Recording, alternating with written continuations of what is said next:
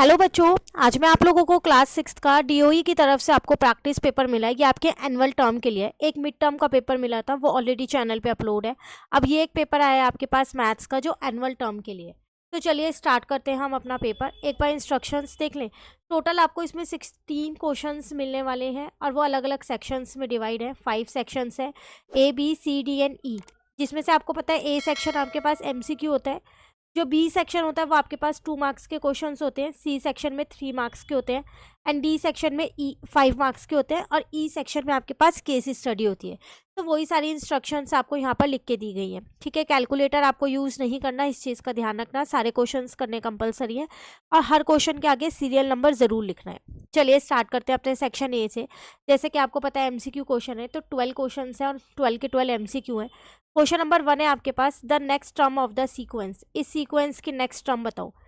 तो आपको सीक्वेंस में पैटर्न आइडेंटिफाई करना है, क्या लग रहा है। जैसे 1 को 2 से इंटू करेंगे 2, 2 को 2 से इंटू करेंगे 4, 4 को 2 से इंटू करेंगे 8, 8 को 2 से इंटू करेंगे 16। तो हर बार 2 से मल्टीप्लाई हो रहा है, तो 16 को 2 से इंटू कर दो, 32 आपका आंसर आ जाएगा। Clear. Next is the number of the end point in a line segment. एक लाइन सेगमेंट में कितने एंड पॉइंट्स होते हैं? 2 होते हैं। लाइन के अंदर एक भी नहीं होता क्योंकि उसमें एरो बना होता है, पर लाइन सेगमेंट में एंड पॉइंट्स होते हैं 2। Clear. Next the number whose digit add up to 14। इनमें से कौन सा नंबर है जिनकी डिजिट ऐड करोगे तो 14 आएगा, ऐड अप टू 14। तो अगर आप यहाँ पर देखो तो 4 + 1 5 हो जाएगा, 4 + 3 7 + 2 कितना हो गया यहाँ पर 9, और 9 में अगर आप 5 प्लस करते हो तो 14 आएगा, 10 और यहाँ 15 आएगा। तो फाइनली आपका आंसर डी आएगा 950। अगर आप इन्हें ऐड करोगे इनके डिजिट्स को तो आपका आंसर 14 आएगा। क्लियर है।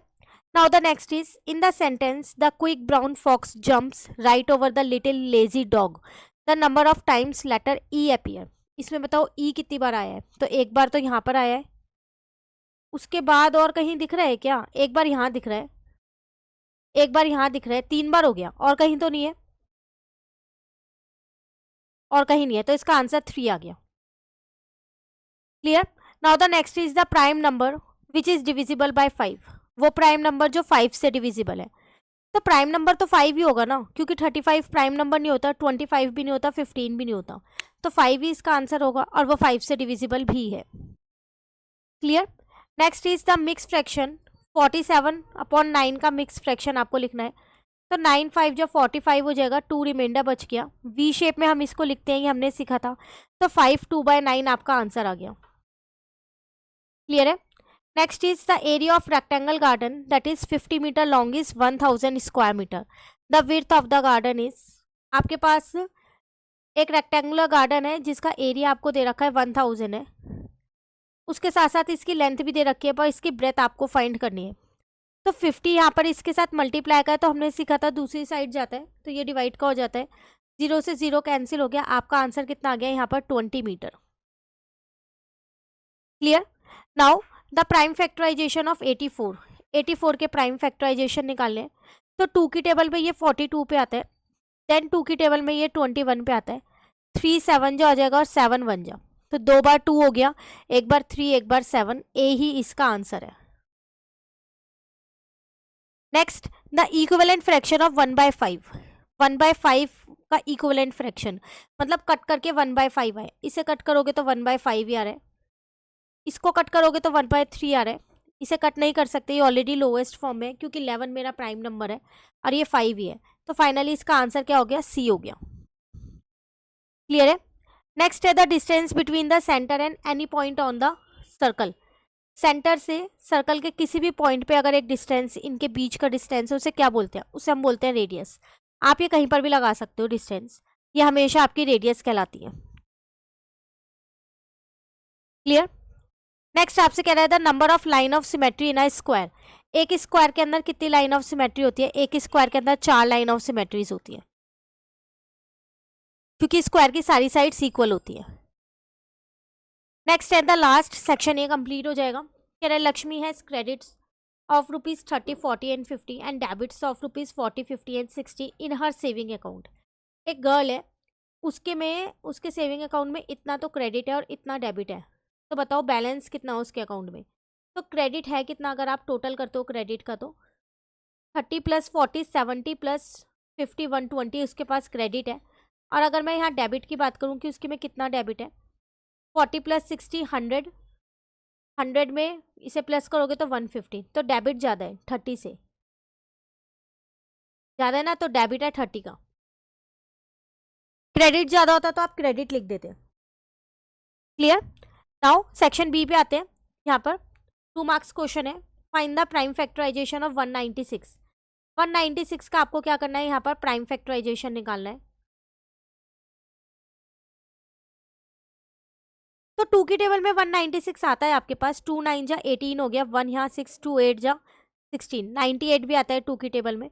2 4 जा 8 हो गया और 2 9 जा 18 हो गया, 7 7 जा और 7 1 जा। तो 196 का अगर मैं प्राइम फैक्टराइजेशन देखूं तो 2 बार 2 है यहाँ पर और 2 बार 7 है, यही आपका आंसर है। क्लियर। नेक्स्ट में आपसे क्या कह रहे हैं, list all 3 palindromes made from digit 1 2 and 4 when the repetition of digit is allowed. कह रहा है इनसे आपको पिनड्रॉमिक नंबर्स बनाने हैं और आप इन डिजिट्स को रिपीट कर सकते हो, जितने पॉसिबल बना सकते हो वो आपको यहाँ पर बनाने हैं। 1 2 and 4 का इन्होंने यहाँ पर यूज़ किया है। तो रिपीटेशन अलाउड है, तो मैं एक बार 111 ले लेती हूँ रिपीटेशन में, एक बार 222 ले लेती हूँ, एक बार 444, ये तो रिपीटेशन के हो गए। अब 2 ये 1 ये, देन 1 2 1 हो जाएगा, 2 1 1 हो जाएगा। ठीक है, 4 भी लगा सकते हो आप यहाँ पर, 1 1 4 हो गया, 1 4 1 हो गया, 4 1 1 हो गया। ठीक है ना। उसी तरीके से आप ऐसा भी कर सकते हो, यहाँ पर 2 2 1 भी लिख सकते हो, 2 2 4 भी लिख सकते हो, 2 1 2 भी लिख सकते हो, 2 4 2 भी लिख सकते हो, 1 2 2 भी लिख सकते हो और 4 2 2 भी लिख सकते हो। सिमिलरली 4 4 1 लिख सकते हो, 2 बार डिजिट को रिपीट कर रही हूँ सिर्फ।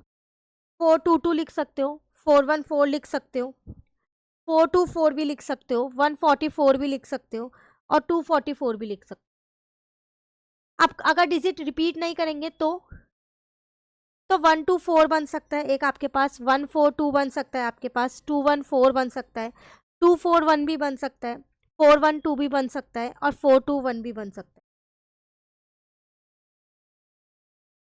ठीक है, तो ऐसे बहुत सारे पिंडोमिक नंबर्स बन सकते हैं यहाँ पर। तो कह रहा था लिस्ट ऑल 3 डिजिट, 3 डिजिट के जितने पॉसिबल बन सकते हैं वो आपको यहाँ पर बनाने हैं।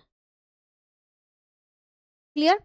Now the next question is a survey was conducted to find the favourite colours of the student, the result were. एक सर्वे कंडक्ट हुआ था जिसमें ये जाना गया था कि बच्चों का फेवरेट कलर कौन सा है। तो वो ये रिजल्ट आपको पूरी टेबल में दे रखा है।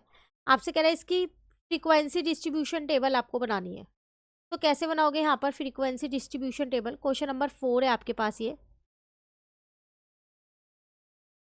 तो जो इन्फॉर्मेशन मुझे यहाँ दे रखी है फेवरेट कलर की, पहले मैं यहाँ पर लिख देती हूँ।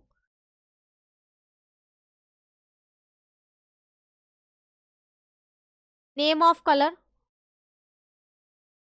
ठीक है, यहाँ आ जाएगा मेरे पास टैली मार्क्स और यहाँ पर आ जाएगी मेरे पास फ्रीक्वेंसी। इसको हम यहाँ पर बंद कर देंगे और ऊपर लिख देंगे हम frequency distribution table.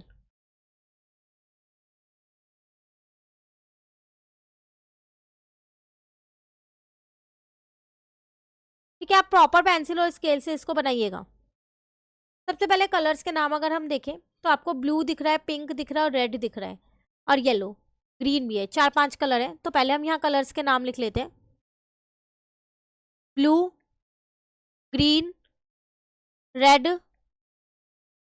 Yellow and pink. ठीक है, अब मैं यहाँ देखती हूँ कि ब्लू कलर कितने बच्चों को पसंद है। 1 2 3 4, 4 बच्चों को है जिनको ब्लू कलर पसंद है। तो यहाँ पर 1 2 3 4 और यहाँ फ्रीक्वेंसी 4 आ गई। ग्रीन कितने बच्चों को पसंद है, अगर हम ग्रीन की बात करें यहाँ पर तो ग्रीन सिर्फ 1 2 3, 3 बच्चों को ग्रीन कलर पसंद है। तो 1 2 3 और यहाँ पर 3 लिख दिया। ठीक है, तो पिंक कितने बच्चों को पसंद है, 1 2 3 4, 4 बच्चों को ही हमारे को पिंक पसंद है। उसके बाद रेड 1 2 3 4 5 6, 6 स्टूडेंट्स को 1 2 3 4 5 पे कट 6। ठीक है, पिंक देखो एक आपके पास ये वाला रह गया है, तो पिंक इसका मतलब 5 बच्चों को पसंद है, तो ये कट कर दो।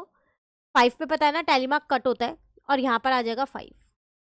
अब येलो रह गया है, तो 1 2, सिर्फ 2 ही बच्चे ऐसे हैं जिन्हें येलो कलर पसंद है। तो ये बन गई आपकी फ्रीक्वेंसी डिस्ट्रीब्यूशन टेबल। आप चाहो तो इसमें टेलीमार्क का कॉलम नहीं भी बनाओ तो भी चलेगा, खाली फ्रीक्वेंसी का कॉलम बना सकते हो।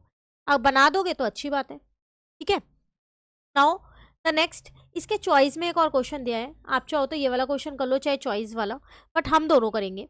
अ bar graph shows the number of student in each class. एक बार ग्राफ है जो नंबर ऑफ स्टूडेंट्स बताता है हर एक क्लास के।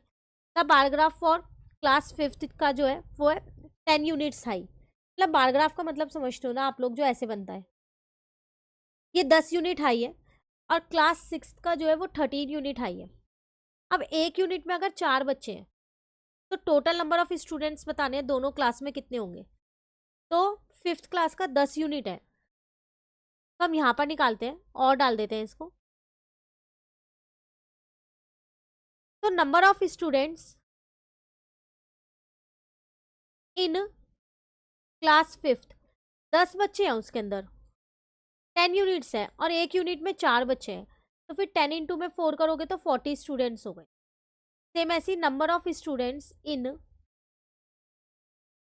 क्लास 6th, तो अगर मैं यहाँ 6th की बात करूँ तो उसमें 13 स्टूडेंट्स हैं, और अगर मैं 4 से इंटू करूँगी इसको तो 3 4 जा 12 और एक 5 52।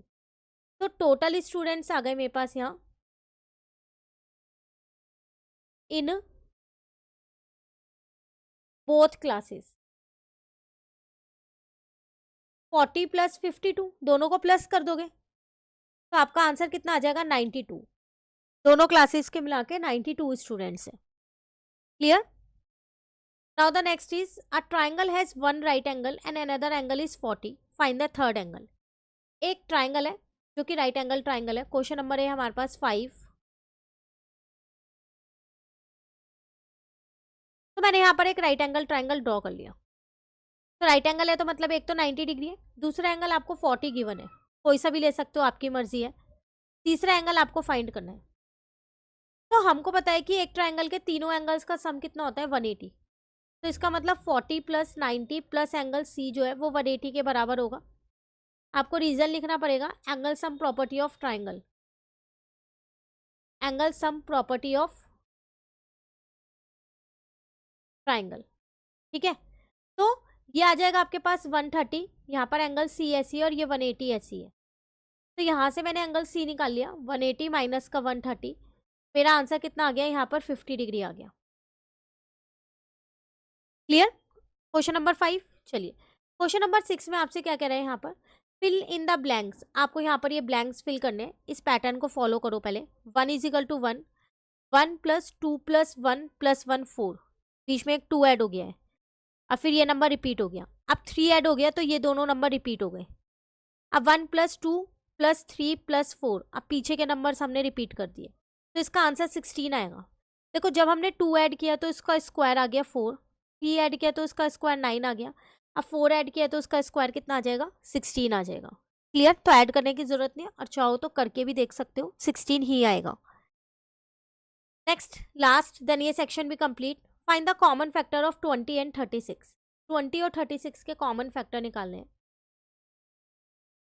पहले अगर मैं 20 के फैक्टर्स देखूं तो 1 की टेबल में आता है ये 20 पे, 2 की टेबल में आता है ये 10 पे, 3 के में नहीं आता, 4 की टेबल में आता है ये 5 पे, 6 की में नहीं आता, 7 की में नहीं आता, 8 की में नहीं आता, 9 की में नहीं आता, 10 की टेबल में आता है 10 2 जा।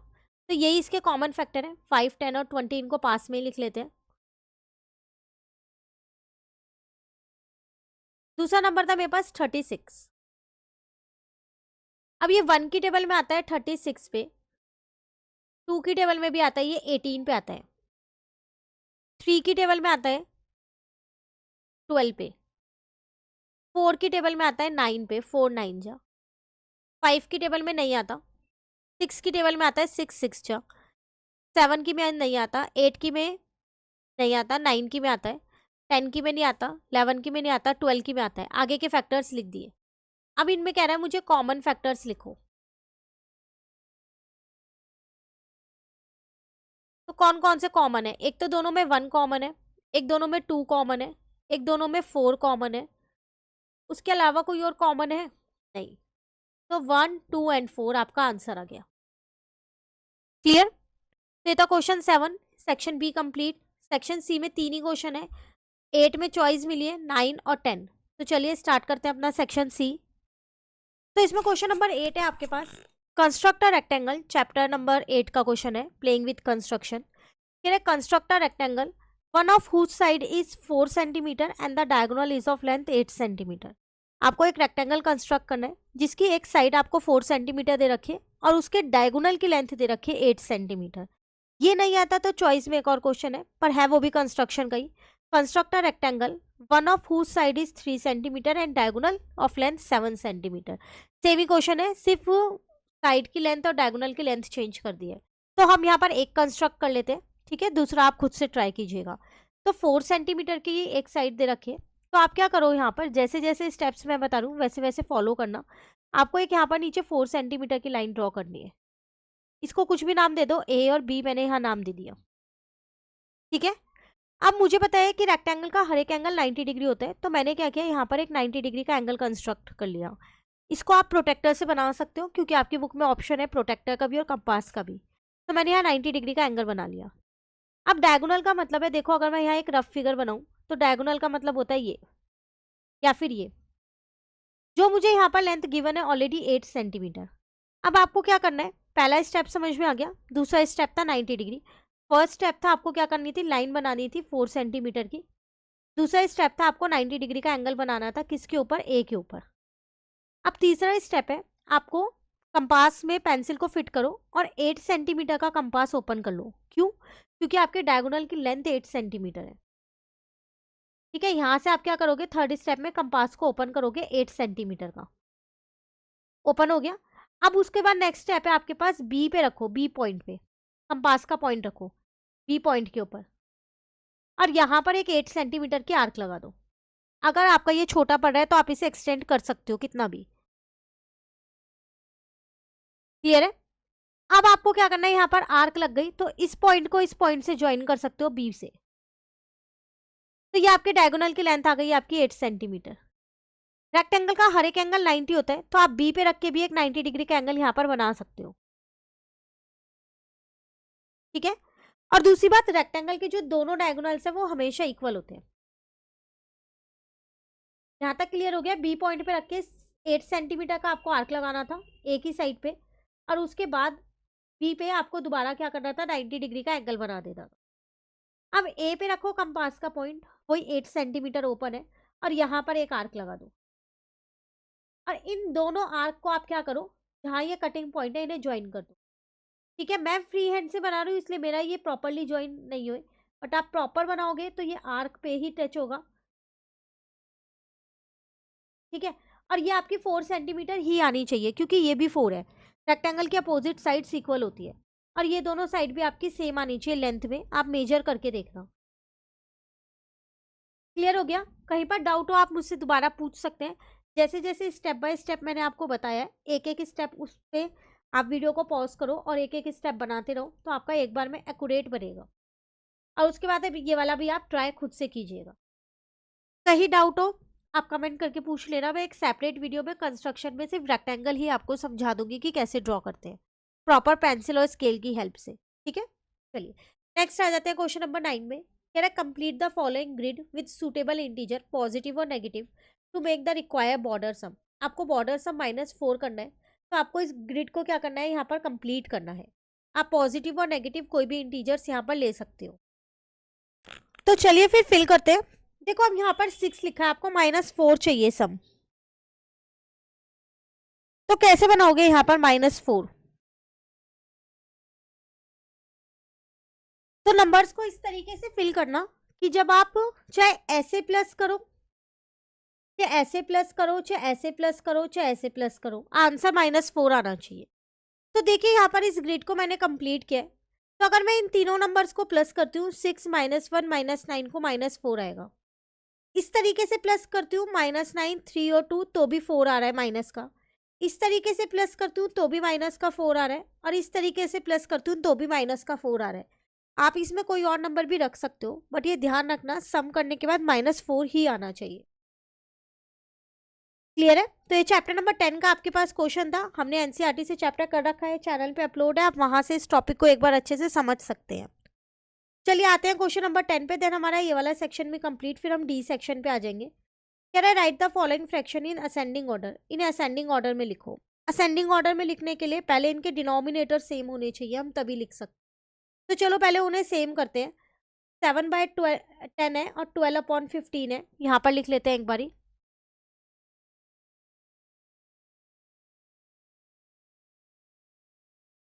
उसके बाद है मेरे पास यहाँ पर 12/15 के बाद 3/5। तो डिनोमिनेटर सेम करने के लिए नीचे की जो डिनोमिनेटर है 10, 5 और 15, इनकी टेबल में कॉमन नंबर कौन सा है? तीनों की टेबल में 30 आता है। तो यहाँ पर 30 बनाने के लिए न्यूमरेटर और डिनोमिनेटर में मैंने 3 से मल्टीप्लाई कर दिया। ठीक है, इसमें 30 बनाने के लिए 2 से मल्टीप्लाई करेंगे, क्योंकि 15 2 जा 30 होता है। तो ये हो गया 24/30, 5 2 जा 15 2 जा 30, और 5 की टेबल में 30 आता है 6 पे, तो यहाँ 6 से इंटू कर दिया। 3 6 जा 18 और 5 6 जा 30। नाउ असेंडिंग ऑर्डर में अगर मैं इन्हें लगाती हूँ तो सबसे छोटा मुझे 18/30 दिख रहा है, उसके बाद मुझे 21/30 दिख रहा है, और उसके बाद मुझे 24/30 दिख रहा है। मतलब 18/30 का फ्रैक्शन क्या था? 3/5 था। 21 वाले का 7/10 था, और 24 वाले का 12/15 था। तो ये आपके असेंडिंग ऑर्डर में यहाँ पर अरेंज हो गए। क्लियर? Section C complete. अब आते हैं हम अपने सेक्शन डी पे। अगेन इसमें आपको एक इंटरनल चॉइस मिली है क्वेश्चन नंबर 11 में। देन क्वेश्चन नंबर 12 आपके पास मैचिंग है, और क्वेश्चन नंबर 13 आपके पास पिक्चोग्राफ से रिलेटेड है। तो चलिए फिर अब स्टार्ट करते हैं अपना ये वाला सेक्शन। क्वेश्चन 11 इसमें अब हमारे पास है यहाँ पर आपसे कह रहा है a floor is 13 metre long and 12 metre wide. A square carpet of side 12 metre is laid on the floor. Find the area of the floor that is not carpeted. देखो एक फ्लोर है आपके पास, वो रेक्टेंगुलर शेप का है, जिसकी length और breath आपको गिवन है। अब इस पे आपने एक स्क्वायर कारपेट बिछाया, लेकिन वो पूरे फ्लोर उससे कवर नहीं हुआ। तो आपको यही बताना है कि कितना फ्लोर उस स्क्वायर कारपेट से कवर्ड नहीं हुआ। तो सबसे पहली बात तो मुझे ये पता होना चाहिए उस फ्लोर का एरिया क्या है। तो हम यहाँ पर इसको निकाल सकते हैं। आंसर नंबर है 11 ये हमारे पास। तो पहले हमने एरिया ऑफ फ्लोर निकाला, तो वो मेरे पास है यहाँ 13 और 12। तो 13 इंटू में 12 आ जाएगा, क्योंकि मेरे पास फॉर्मूला होता है एरिया का लेंथ इंटू में ब्रेथ। ठीक है, फॉर्मूला आप जरूर लिख के आइएगा, जब भी कोई भी क्वेश्चन करो, कोई फॉर्मूला हो तो जरूर लिखा करो। 156 मीटर स्क्वायर। उसी तरीके से मैंने एरिया निकाल लिया स्क्वायर कारपेट का। तो स्क्वायर कारपेट की साइड है मेरे पास 12, तो ये हो जाएगा 12 इंटू 12, क्योंकि एरिया ऑफ स्क्वायर क्या होता है हमारे पास? साइड इंटू साइड होता है। ठीक है, तो ये हो गया 144 मीटर स्क्वायर। यूनिट चेक कर लेना, दोनों मीटर में है तो अच्छी बात है, अगर मीटर में या सेंटीमीटर में दो में यूनिट हो तो आप किसी एक में चेंज करोगे। अब कितना एरिया फ्लोर का कारपेटेड नहीं है? तो एरिया ऑफ फ्लोर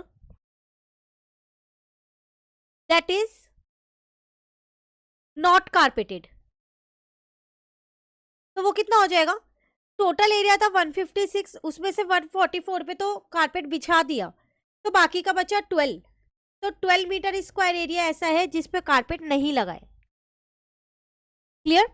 चलिए, लेकिन अगर आपको ये क्वेश्चन नहीं आता तो जैसे कि मैंने अभी बोला था कि चॉइस में क्वेश्चन दे रखा है, पर है वो भी एरिया से रिलेटेड, तो उसे कर लेते हैं हम। 4 square flower beds, each of side 4 meter, are in 4 corner or a piece of land 12 meter long and 10 meter wide. Find the area of the remaining part of the land. कह रहा है एक पीस ऑफ लैंड है जो 12 metre long and 10 metre wide है। तो पहले वो पीस ऑफ लैंड एक बार यहाँ पर बना लेते हैं।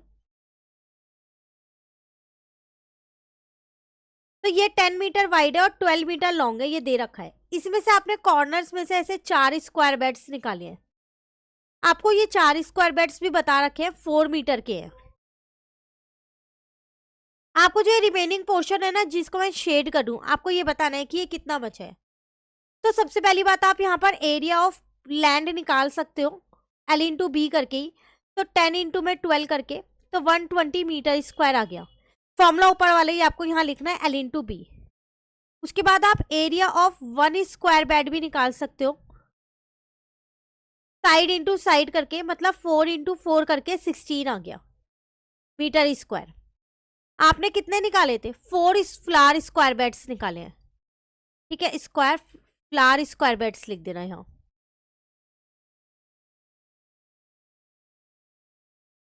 तो 4 का एरिया कितना हो जाएगा आपके पास यहाँ पर?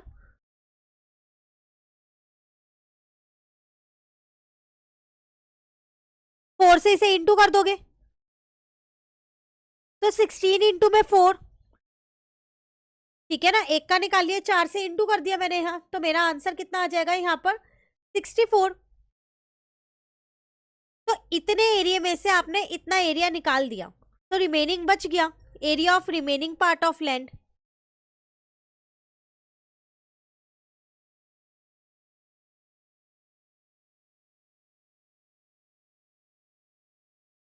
तो वो कितना बच गया? तो टोटल लैंड का एरिया था मेरे पास कितना? 120। इसमें से 64 का निकल गया, तो मैं माइनस कर देती हूँ, तो मेरा आंसर आ जाएगा 56 मीटर स्क्वायर। इतना एरिया बचा है। Clear? Now question number 12 is in the following table match the entries in column A with the correct entries in column B. आपको मैचिंग करनी है यहाँ पर। तो देखो, राइट एंगल देख के पता चल रहा है यही वाला होगा। उसके बाद ये 130 डिग्री है, तो ऑब्ट्यूज एंगल होगा क्योंकि 90 से बड़ा होता है, ठीक है। एक्यूट एंगल अगर हम देखें तो 75 डिग्री मिल रहा है मुझे एक्यूट एंगल, क्योंकि वो 90 से छोटा होता है। रिफ्लेक्स एंगल वो होता है जिसके बाहर ये एंगल्स बने होते हैं, और स्ट्रेट एंगल 180 डिग्री का आपके पास ये रहा। फटाफट से मैचिंग हो गई। कितनी आसान मैचिंग थी 3 नंबर के क्वेश्चन में, ठीक है। नाउ लास्ट इस सेक्शन का question, the following pictograph show the number of tractor in 5 different villages. आपको ट्रैक्टर्स बता रखे हैं, विलेजेस में कितने कितने हैं। एक ट्रैक्टर में 10 ट्रैक्टर है, यहाँ पर ये स्केल बना हुआ है। क्वेश्चन का आंसर क्वेश्चन देखते हैं। Name the village with the smallest number of tractor. सबसे कम ट्रैक्टर कौन से में है? ये रहा, रामगढ़ में है, और किसी सब में इससे ज्यादा ही है।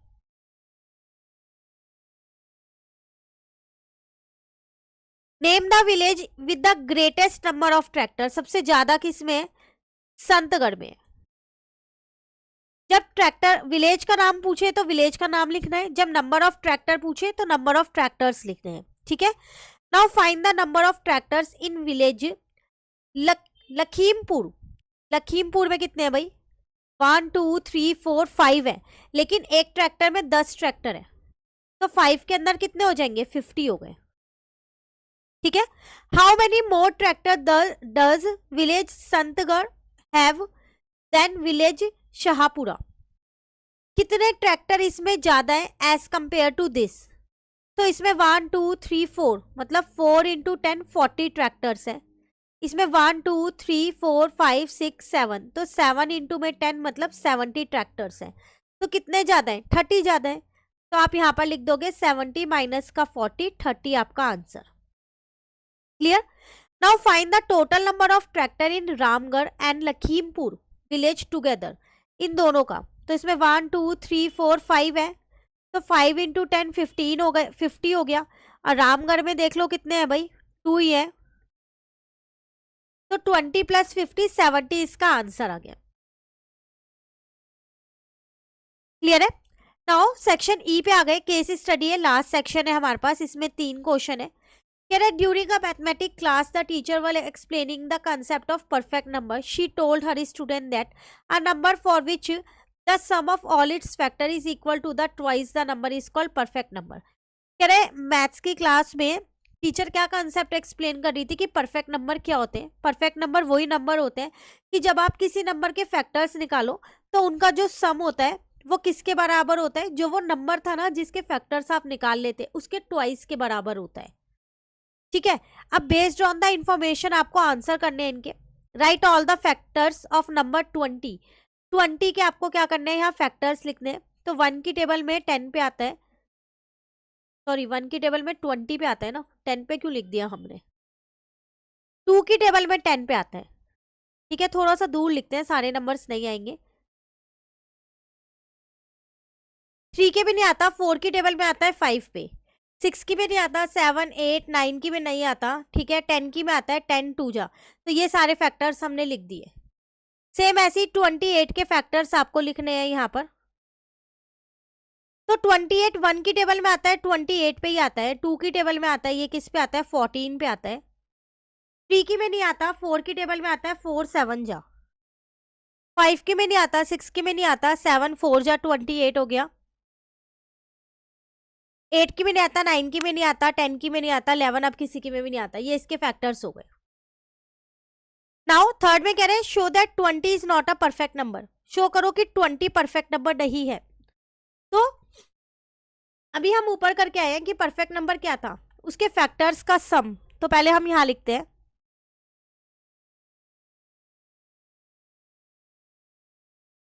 Sum of its factor. तो 1 प्लस 2 प्लस 4 प्लस 5 प्लस 20 कितना आएगा।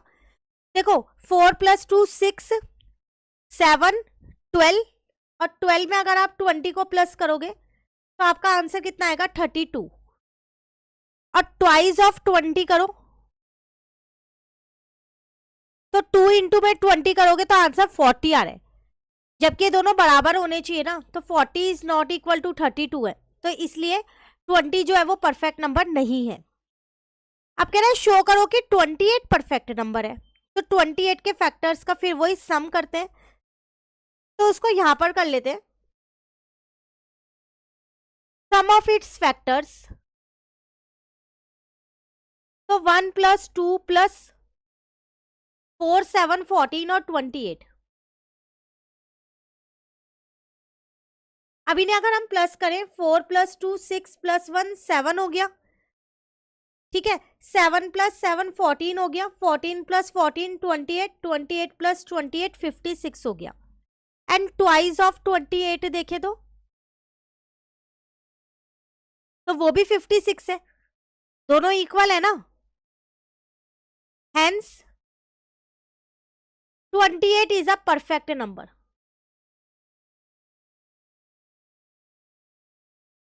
Clear. Now the next question number 15। Miss Kavita was conducting a maths lab activity with class 6 students on a topic perimeter of polygon. During the activity, she explained to students that perimeter of any closed plane figure is a distance covered along its boundary when you go around it once. She drew few polygons on the board and wrote the following statement on the board. यहाँ पर एक class 6 में एक topic हो रहा था maths का। Topic का नाम था पेरीमीटर ऑफ पॉलीगन। तो टीचर ने एक्सप्लेन किया कि पेरीमीटर ऑफ पॉलीगन का मतलब होता है कि उसके आसपास जो भी बाउंड्री है, ये जितनी भी वो कवर्ड हुई है क्लोज्ड फिगर ने, जितना भी डिस्टेंस कवर किया है, उसे बोलते हैं हम पेरीमीटर ऑफ पॉलीगन। ठीक है, अब यहाँ पर आपको उसी पे बेस्ड कुछ क्वेश्चंस पूछे गए हैं और आपको वो फॉर्मूला यहाँ लिख दिया गया है, sum of the length of all its sides. तो अगर आपका ट्राइंगल बना है तो ट्राइंगल की तीनों साइड प्लस कर देना, क्वाड्रिलेटरल बना है तो क्वाड्रिलेटरल की चारों साइड्स प्लस कर देना, पेंटागन है तो उसकी पांचों साइड, पर वो रेगुलर पॉलीगन होना चाहिए, मतलब उसकी साइड्स इक्वल होनी चाहिए, तभी आप प्लस कर पाओगे। और अगर डिफरेंट साइड्स भी हैं तो भी प्लस कर दोगे, पर तभी करोगे जब आपको सारी साइड्स गिवन होंगी। ठीक है, now first one is find the perimeter of rectangle with length A and breadth B. Length A और ब्रेथ बी के साथ पेरीमीटर ऑफ रेक्टेंगल लिखो।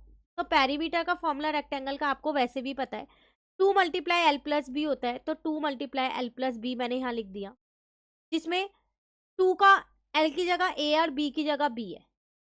तो यहाँ आ गया 2a plus 2b unit. Clear. Now the perimeter of square with length each side x। Perimeter of square का formula भी आपको यहाँ पर पता है, तो वो मेरे पास होता है यहाँ पर 4 मल्टीप्लाई साइड, यही होता है। अब उसमें x है उसकी साइड, तो 4 इंटू एक्स, तो 4x यूनिट आपके पास पेरीमीटर ऑफ स्क्वायर आ गया। Clear. Next calculate the perimeter of rectangle drawn on the board. Board पे जो रेक्टेंगल बना है इसका पेरीमीटर निकालो। तो 12 और 8 आपको यहाँ डायमेंशंस गिवन है, तो आप निकाल सकते हो। तो पेरीमीटर ऑफ रेक्टेंगल का फॉर्मूला अभी हमने ऊपर किया,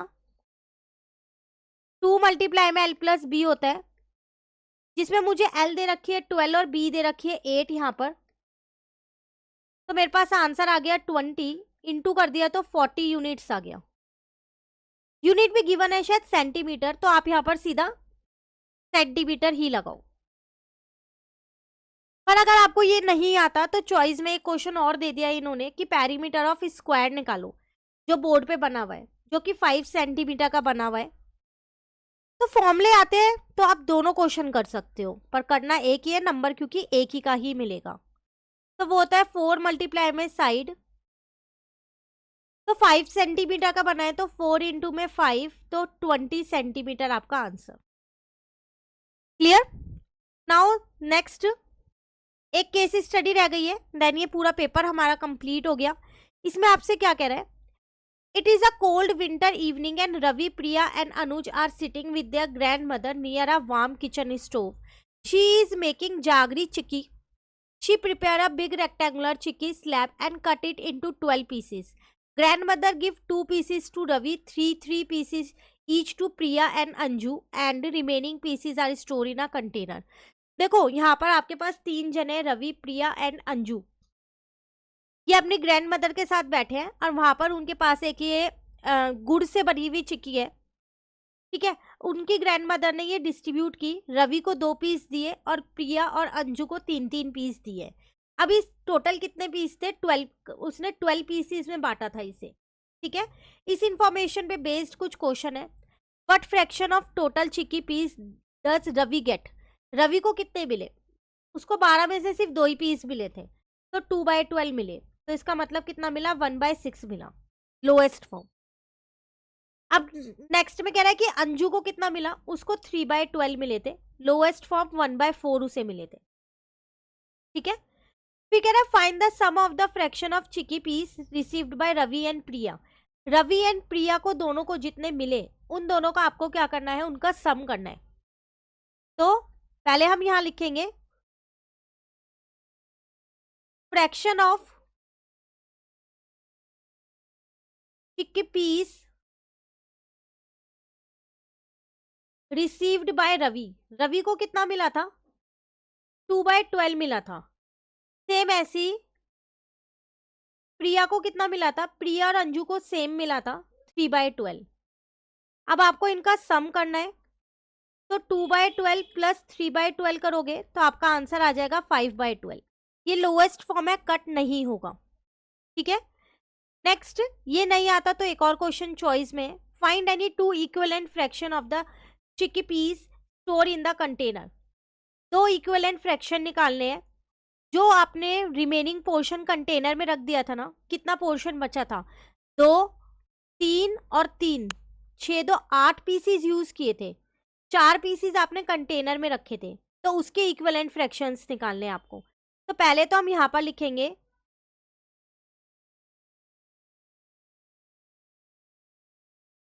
कि कितने पीस हमने स्टोर किए हैं कंटेनर में।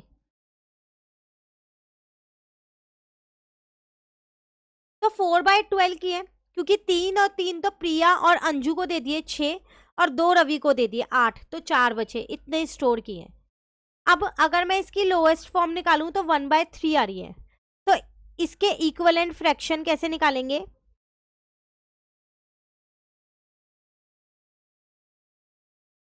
4/12 है ना, तो आप उसको क्या लिख सकते हो, 2/6 भी लिख सकते हो, 3/9 भी लिख सकते हो। आपको कितने निकालने हैं, कह रहा है एनी 2 निकालने हैं, तो 2/6 की लोएस्ट फॉर्म भी 1/3 और 3/9 की भी 1/3 है। ठीक है, तो इसी के साथ ये पेपर यहाँ कंप्लीट होता है। मिड टर्म का पेपर ऑलरेडी चैनल पे अपलोड है और सारे चैप्टर तो है ही अपलोड, प्लस अब आपको चैप्टर वाइज इंपॉर्टेंट क्वेश्चंस भी इसी चैनल पे मिलेंगे। तो चैनल सब्सक्राइब नहीं कर रखा तो जल्दी से सब्सक्राइब कर लीजिए, और अगर आपको ये वीडियो अच्छी लगे तो लाइक ज़रूर करना और फ्रेंड्स के साथ भी शेयर कीजिएगा। Thank you.